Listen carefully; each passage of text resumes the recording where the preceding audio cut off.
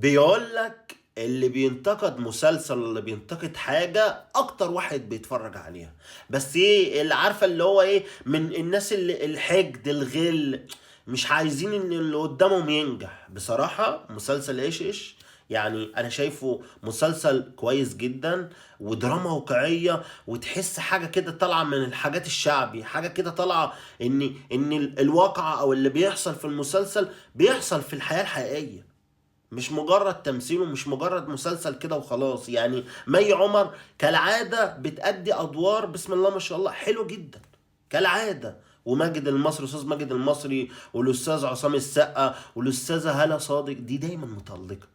إنما انتصار دي في حتة تانية بصراحة، الأستاذ انتصار بصراحة حرفيا يعني مشاهد واحداث تشدك ان انت تتفرج بعد اللقطة دي اللي هيحصل بعد ايه، المشهد ده بعد ايه، الحلقة اللي جاي يحصل ايه. دي حاجة تشدك بصراحة. يعني استاذ محمد سامي عامل مسلسل من الاخر. يعني انا شايف ان المسلسل ده يعني حرفيا حاجة كده تتفرج عليها تنبسط، يعني حاجة كده لذيذة جميلة وواقعية وتشوف ناس بجد. يعني انصحكم ان انتوا تتفرجوا عليه.